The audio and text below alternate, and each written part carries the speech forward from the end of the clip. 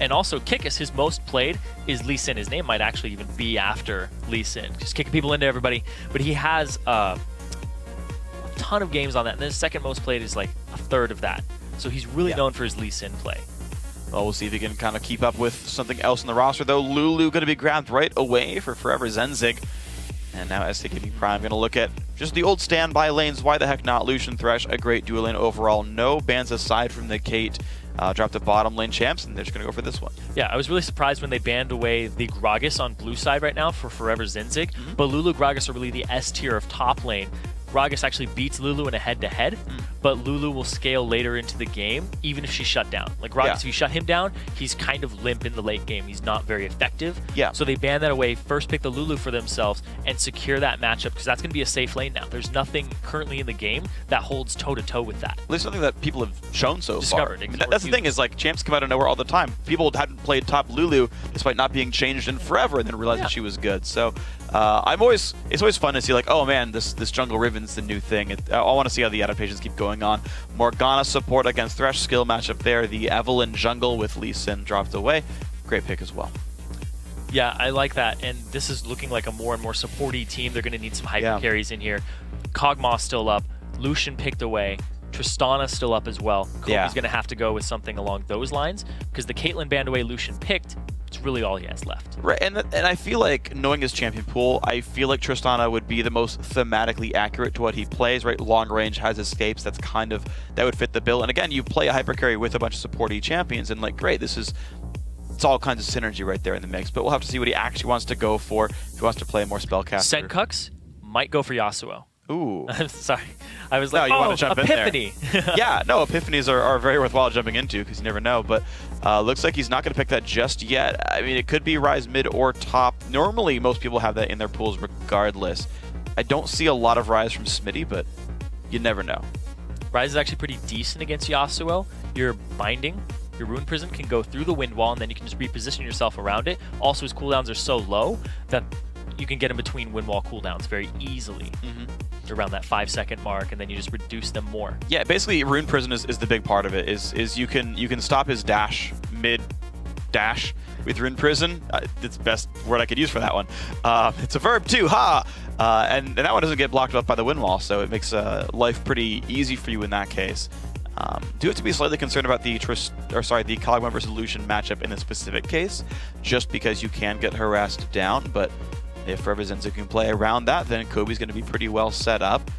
Senkux going to make his own choices. Again, you can't just guarantee where that Ryze goes, but we've seen Syndra versus Ryze a number of times, especially in the North American LCS. And it's actually tended to go Ryze's way from what I've actually seen. Yes. Yeah, it has been, which is a little surprising to me that he's going to go with the Syndra here, but he's trusting his ranges. He's trusting that he can stay out of his little mid-range zone and just use the long-range pick of Syndra, because you can Fog of War bush somebody. If you clear the wave and then you roam, it's usually in Syndra's favor, because even if you don't roam all the way and you stand in a bush, you can pick people off very easily with a full combo. And that's the cool thing about Syndra, is she's just so good at picking people off.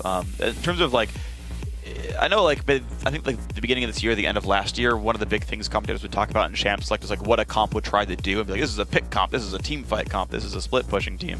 Syndra definitely falls under the pick category of champions. One of the longest range stuns in the game with a max range QE combo, a lot of single target bursts. So you can create a lot of pressure that way by saying, hey, there's a Syndra on the loose, hide your back line. It is going to be Ryze top, Orianna mid here for SK Prime, so their lineup is coming together now.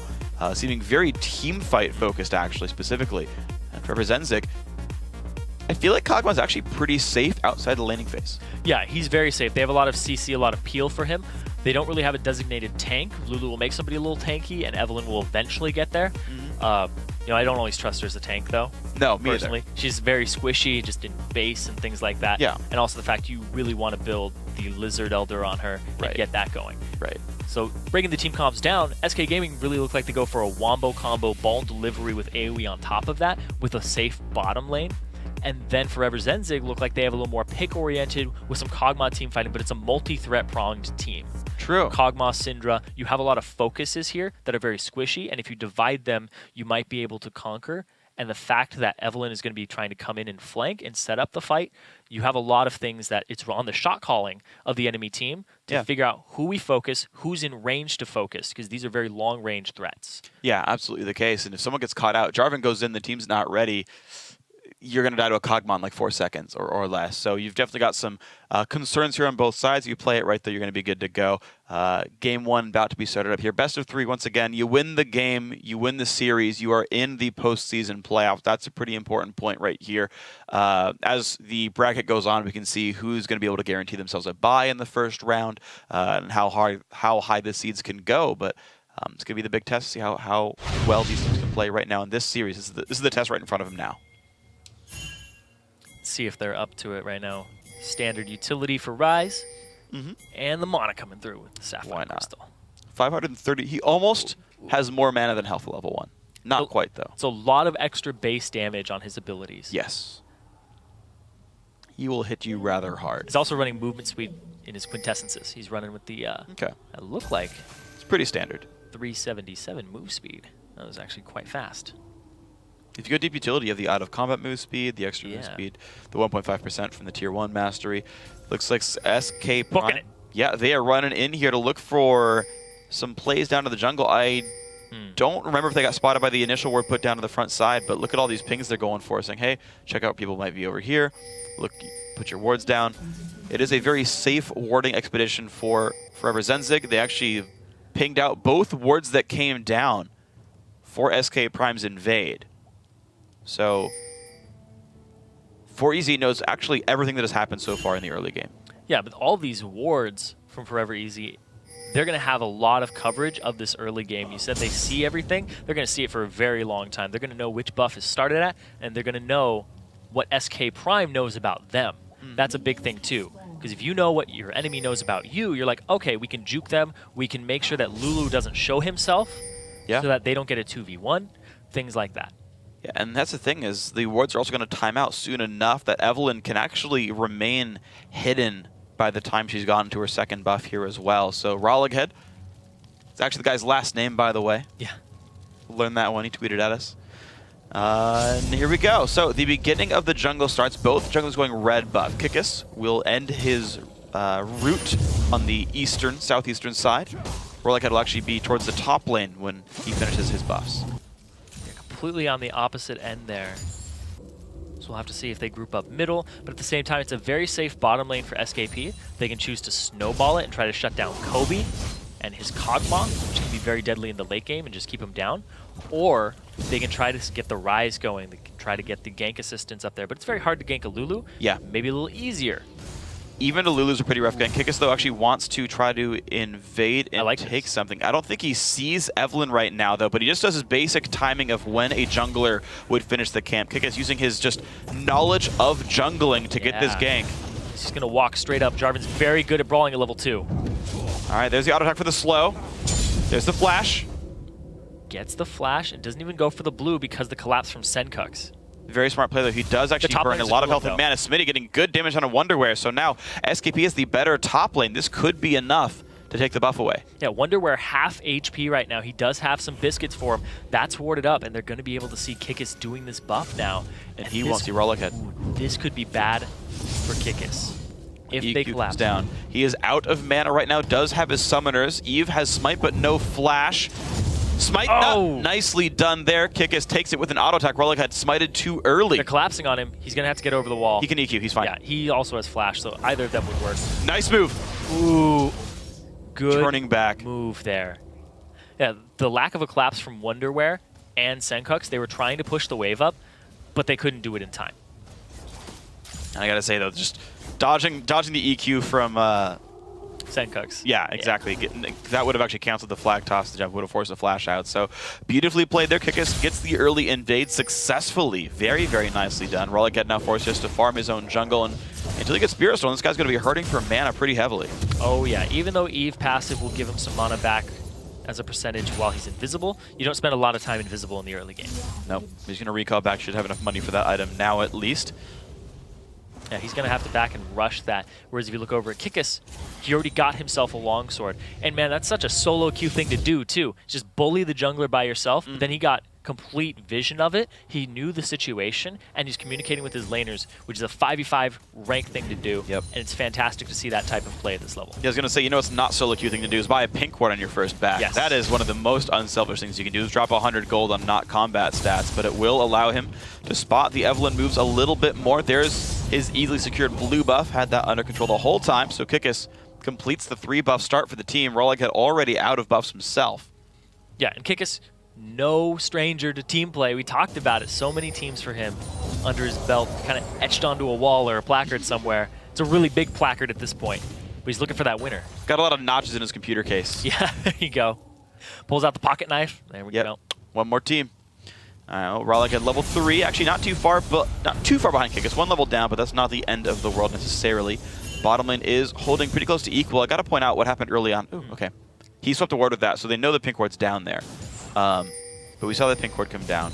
Yeah. Another big thing, though, is that Kikis is level 4. He's also on that side of the jungle. He might run into Evelynn here, and Evelynn cannot duel Jarvan in the early game. We saw it just a moment ago. Even with the blue buff on her, wouldn't have made a difference. Jarvan's early game is fantastic when he's fighting, especially somebody like an Evelynn. Yeah. Lee Sin, it's pretty much a little even in Lee Sin's favor, but he's going for this gank down bottom, and Evelynn is not there. EQ goes in, gets the knock-up onto Morgana, who puts Black Shield down, but is so low on HP right here. Here comes the Orianna for the roam down. First blood goes through, the Ignite tick comes through. Going for it. He does get the Ignite down in time. Orianna claims the kill for the Ignite herself.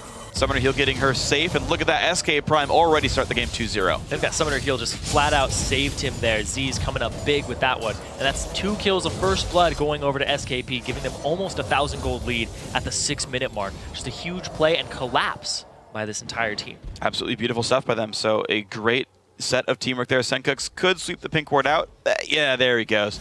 I gotta say, though, small misplay by Sweaty B to have not Black Shielded himself when the Jarvan knockup came through, or to have flashed it. And it's something actually that Fisher talked about really briefly in the last game we just watched in the LCS.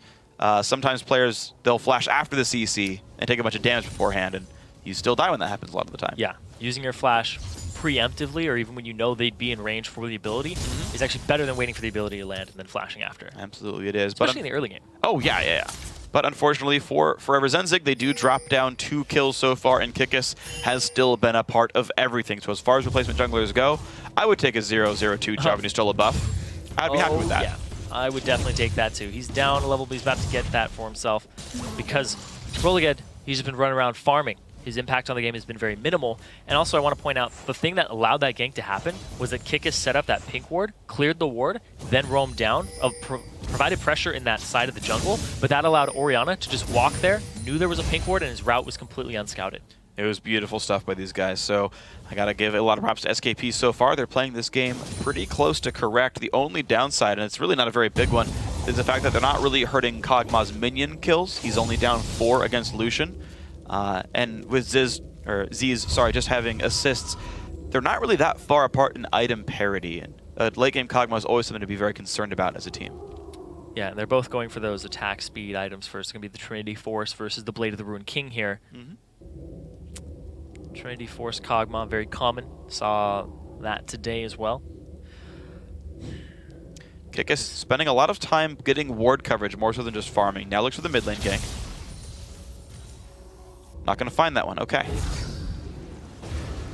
Rollick is actually staying in the Fog of War for now. None of the wards exist in the southern jungle. Nice hook on Nakobe. The Black Shield incredibly late here, and he's 1 hit from dead. The Q won't quite do enough thanks to the exhaust of Sweaty B, keeping his teammate alive. Thankfully, he threw out the Black Shield so that he couldn't get flayed backwards. Yeah. That would have been the complete death of him. And now, Rollick looking for something down bottom, but his lane has to back. He wouldn't have any gank assistance or damage. Here's the interesting thing, though, is Kikis is ready to keep the pressure on this side of the map. He's basically choosing one side of the map and saying, okay, I'm going to crush you at blue buff, then I'm going to control bottom lane, then I'm going to go back to controlling blue buff. Yeah, that respawns. Sencux coming by. Do they have Orianna in time to do anything? Down the pink ward. He has it warded himself, so he's able to see it. EQ. Oh, it got smited. EQ smite comes through, actually gets picked up by somebody, and that's going to be Kikis dropping for his greed, basically, on that one. Had no way out. Gets exploded now. The Glitter comes out for a Wonderwear. This could be a stun as well. Onto Smitty the slow. One more time from Sencux as well. Has the red buff. Shockwave onto 2. Will let the team get away, but that was all kinds of greedy by Kikis. Yeah, Kikis went straight in, didn't have his flash to get out, and he got blown up by Senkux in just a tiny combo. You gotta be careful, man. You are basically full squishy as Jarvan. I know most of the junglers tend to start 21 points offense in Masteries, and I'm silly for not knowing this for sure, but I feel like Jarvan's one of those as well. Yeah. Who would put 21 offense, 9 points defense, not a lot of tank stats early game, and gets punished without having any defensive items. Yeah, you typically do that so you can brawl other junglers, you can 1v1 them. Because if you didn't, you'd just be a tanky little wall and just buy time, but that doesn't allow you to invade, because then the more time you buy it and invade, the more time the enemy has to collapse on you. Absolutely. So, Kikis, unfortunately, too squishy for that one. Bottom lane actually starting to spread apart a little bit more. The recall for Kod gets him a Phage, but that also means a 18 minion lead here for the SKP bottom lane. You're seeing them up 1,000 gold overall as a team. They are doing pretty well in this game, despite being, I guess, slightly lower or worse seeded in this tournament. Yeah, I don't know how indicative that is of their play, though. Not much. It's just rank wise, basically. Yeah, not very much at all. Rolling head, gonna get. Ooh. He predicted the juke directions, was slightly out of range. Now Zaitan's got to be real careful. The ulti comes in from Sweaty B as well. Good damage coming through. There's the stun. There's the damage from Kog'Maw. Summoner heal actually keeps him alive. Great play by Z's, keeps his team alive. Now Kobe going to fall. They trade kills back and forth. Morgana wins out with the Dark Binding. TP was used, then stopped by Wonderwear. I don't know if it was stopped or Smitty interrupted it with Rune Prison. Either way, I mean, yeah. At this point he shouldn't have gone through anymore, but I think Rune Prison might have been a big part of that. So we saw the ultimate blown by Smitty there too. Looked like to possibly close the distance. He had a little bit of a tell on it, interrupt it.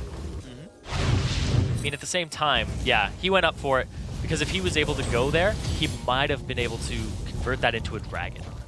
Oh, interesting. Yeah, you're right about that. Dragon with the kill is actually a pretty reasonable objective. That's not the case here, though. And Wonderwear's teleport is now on cooldown, and in fact, a longer one than Smitty's will be. So it's SKP who have the teleport advantage thanks to that one. But this game got a little bit closer there. We're staying within about 1,000 gold, but kills are obviously trading back and forth now. Yeah, and the CS here is actually something to be concerned about. Kobe's down over Z's. We expected that because it was such a bully lane from the Thresh Lucian. But in the top lane, Smitty on Rise is actually ahead of Wonderwear right now, and he doesn't have a TP in his back pocket. And he also has a lot of damage coming through right now as well. Wonderwear's got to be pretty careful on this one. Shields himself, but it only is worth so much. If he backs, he can't TP back to lane. He's going to lose a lot of CS. Absolutely the case. The core mana items are also already done for Smitty, so he's going to keep standing up. He's going to keep charging the tier. Honestly, life is pretty good if you're Rise in this game. Yeah, he doesn't have his TP either, but it'll be up sooner. Right. So that they can start contesting the dragon at that point. There's a lot of pink wards, though, on this side of the dragon by 4EVERZENZYG. Oh, yeah. That haven't been spotted out yet. And Kikis looking for a gank. Speaking of not getting spotted out, getting in behind Senkuk's ulti shockwave. Actually, the flash dodges both of them. Oh, does he have the damage? He's going to have close to enough Ignite. Not quite going to deal enough, but Wanda Fox actually claims the revenge kill anyway. Wow, Senkuk's overextends to try to turn the kill back. Just gets blown up for it. Yeah, Kikis getting a level up there. Got away with about 150 HP. So he wasn't in danger from the Ignite. What the Fox? Nope. Probably can stop the recall, but unfortunately, it seems like aside from a couple of bouts of over-aggression by SK Prime, they're just generally making better plays here. 4EVERZENZYG are really only getting their kills off of fights that SKP starts. They're actually not making moves of their own. Yeah, that's true. They aren't being proactive. They aren't initiating fights.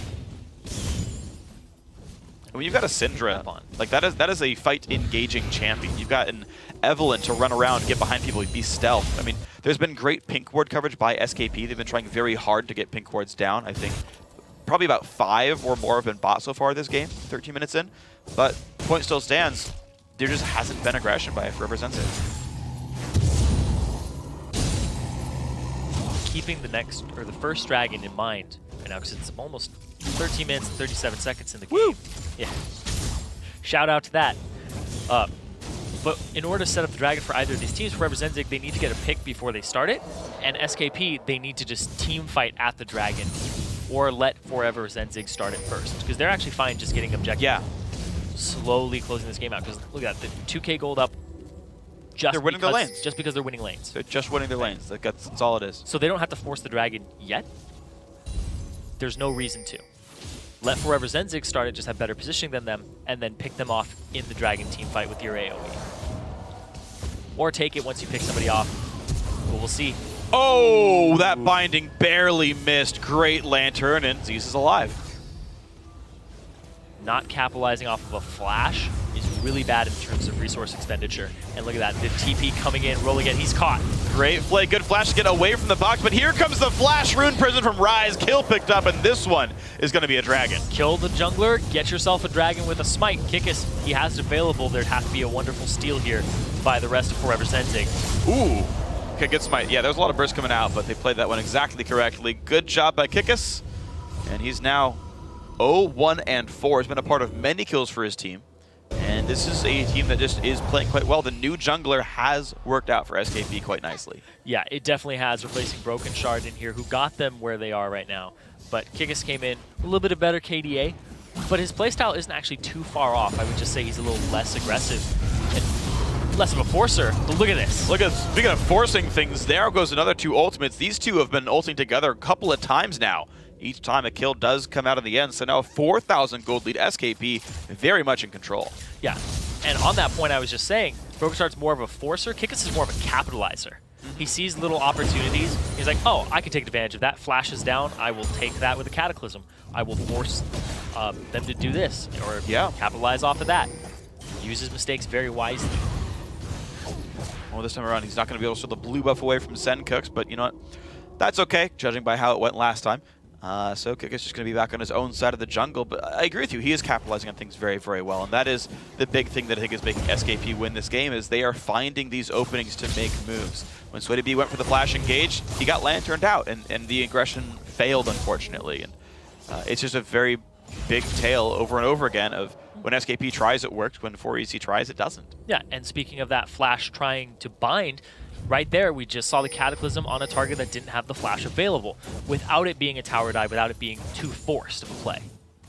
Okay, so back we wait for ults one more time. Box down, Shockwave down, Cataclysm down. SKP tend to be waiting around these cooldowns for most of their moves. Dragon gone as well, but they're not really making any major breaks from the laning phase otherwise. It's just, hey, we have a jungler here. Cool, let's make a play for a while.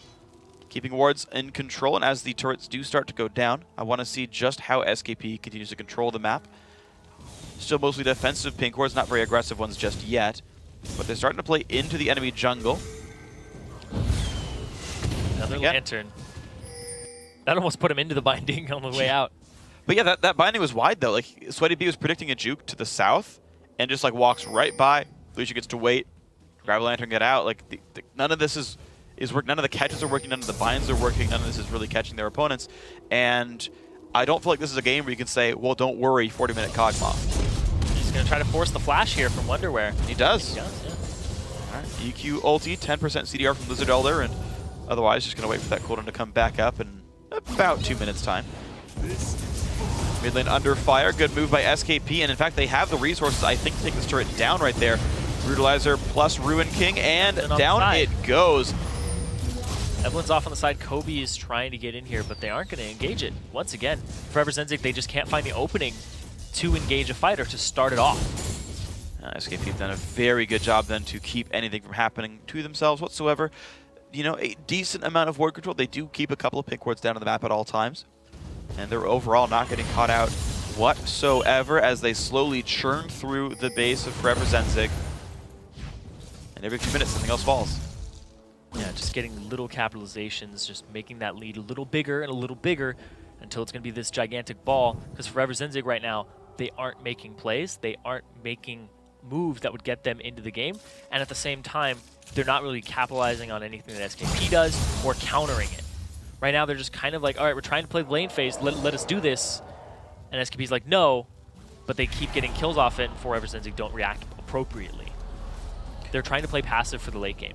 Yeah, and I just don't feel like you have enough resources to do that. You're facing against a Rise for, you know, like, Rise is like the best late game top laner in competitive right now in terms of what it's going to bring to a team. Like, Kog'Maw's great, but like, Kog'Maw's a catchable champion. You've got Shockwave Cataclysm. Like, Kobe isn't always safe 100% of the time. You can't Black Shield Cataclysm, you know? So you've got very real risks here that, again, as we talked about, you can't just wait for late game here. We're going to see how the rest of the builds come through. Looks like SweatyB might be looking for Aegis with the double Ruby Crystal. That's the only thing I can think of that would build out of those two items. So some more magic resist for the team when you're facing Orianna Rise. That makes a whole bunch of sense.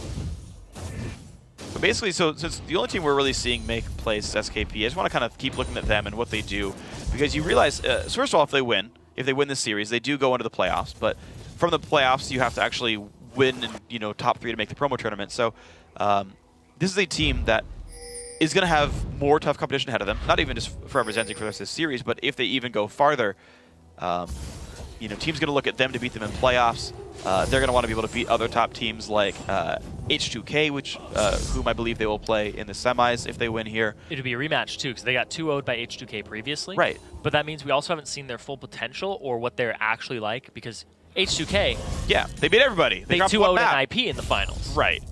So it's like, is SKP on NIP level? Don't quite know. Yeah. And the test really for me is always like, can you keep pushing your advantages forward? That's always like the easy litmus test for me, is if you stall out for a while with a gold lead, I feel like you're generally missing opportunities. And basically, all we've really seen from SKP since the last Dragon was they sieged mid once. That's a little bit concerning to me, just because I feel like there should be more plays available, ways to rest ward control, take us out of the jungle, steal a blue or red buff.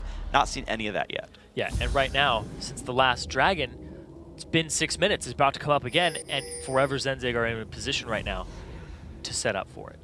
Okay, 4EZ have grouped up. Pick. They got the stun into Zaitan. There comes a bit of burst, but no Syndra ulti comes through. They didn't commit to actually killing off the Thresh. He loses a bit of health, but he's back in this game, and SKP are going to start Dragon for themselves. Both top laners have TP. Well, the vision of it is there. Rollickhead, not visioned quite yet.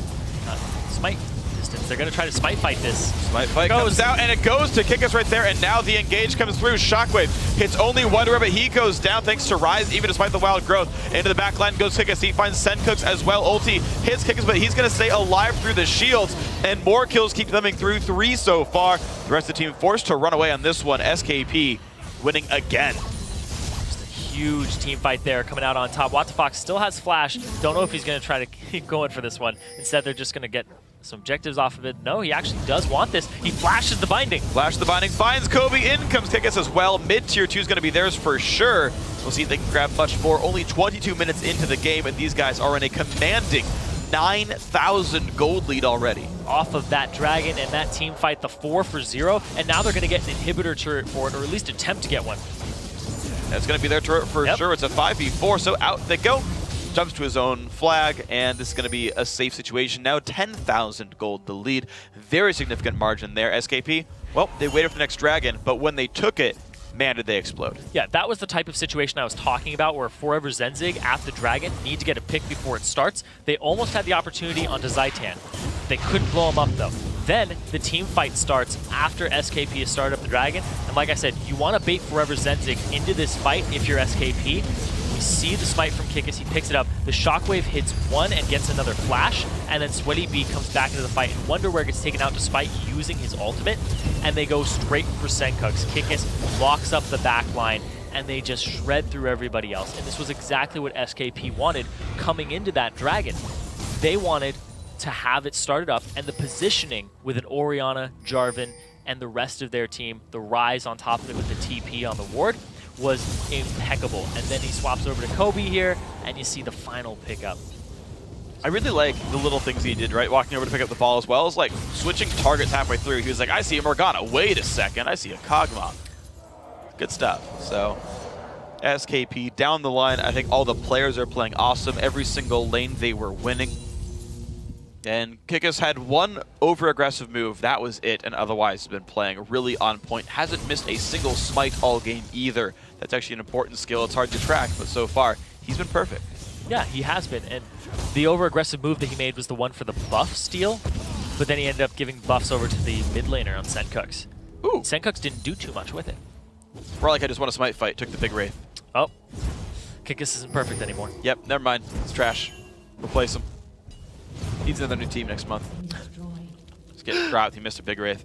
Look at that. Look at that gold difference between the two junglers, though. 1,600 just between the two. Yeah, that is very, very rough. They just, and you talk about Evelynn not being a real tank. Oftentimes, this is a situation. Eve needs a gigantic gold lead to be a real tank in a game, and that is not going to be the case. Giant's Belts as the only tank item, 24 minutes in. Not exactly a durable champion. SKP, they don't go for Baron. They do have some ward coverage over it to a certain extent, but their game plan is actually, with this gold lead, let's siege bot. Here comes the push on in. Ball comes out to zone Kog'Maw, where you can see Kobe can't attack anything. It is just Sencooks who can defend this. Speaking of durable champions, Kikis doesn't have any armor. He's gone all magic resistance now to withstand the combo from Sencooks, which has been his death the first time and almost killed him the second time. I mean, you think about how fast they're playing this game. 20 minutes is about the time you're going to have roughly just Triforce and like some other kind of junk pieces while you wait for more items to come through. If Kog'Maw were ahead, if he had a good lane, if he had 230 CS, if he had a kill or two, if his team had dragons, he'd be sitting at about 2 items, and it would be a real threat for Kikis. Yeah. The fact that Kog'Maw only has Triforce, hasn't gotten any kills, hasn't even gotten much CS, you have to buy armor right now. Yeah, and it's the 2-item spike for Z's at the same time. And he's been known to carry this team, but right now, everybody's pulling their weight. And they're all pretty fat. Yep, they're all pulling a lot of weight right here. They all count for 2 champions, so it's basically 10 on 5 right now, and that's going to make life pretty difficult for VODS. Mid inhibitor nearly gone. Of course, they got that turret earlier off of the earlier dragon fight victory. Pokes are coming out, Wonderwear half HP though. Stun lands into Rise. Rawlika though, look at that, just takes so much damage. And there we go, inhibitor's gone. 25 minutes in. It's a very fast inhibitor there for SK Prime. Z's picking that one up and backing out of the fight. And now, a minute until Dragon. Again, they keep getting these objectives before the Dragon comes up, and if they set up for it properly, it could be another one fight for them. They absolutely could. I don't even think you'd contest at this point. Like, VODS needs some kind of miracle where they look at something that's not a 5-on-5, such as ganking them at Baron. Like, Dragon's not deadly enough to make that a 5-on-5 these guys could win. Like, Baron, maybe, and double Nexus turrets, maybe an inhibitor turret, but like, you need lopsided odds to make this work. You either find the random pick because of Evelynn Syndra, or you find a lopsided actual team fight. Those are the only ways I see VODS doing well here. It'll be a big team fight, the next one that we see, because everybody has their flashes available. It's going to be a very mobile fight. Everybody's ready for this, and there's no real advantage that you can capitalize on. Even if VODS get a pick on somebody, they can still just flash right out of it if it's not a full combo destruction. Yeah. What I do have to commend VODS on, though, is that you actually mentioned all the flashes being up. This also means that VODS have made sure they have not gotten caught ever since that last team fight. They've had to give up turrets that like you just have to, like a tier 2 with a 10,000 gold deficit is free. You cannot contest those properly. And outside of trying to find individual picks, which I think maybe they could have at some point in this game, the fact they're not limping into fights like stupidly is the right kind of thing. And the Scrying Orb from Kobe shows the Baron, but that's all it's going to do for a short while. There's pink wards just lining this area. Fine. Contesting it. Rolling head off on the side. At the same time, though, Dragon's being done by Smitty. All right, you know, that's safe. He's got TP. He can get out. It's going to take him some time, to be honest. You're seeing actually he's losing the battle slightly. Of course, Dragon, as of a few months ago, does % damage reduction instead of % attack speed reduction. So it hurts people like Rise pretty badly. Oh, well. He tried.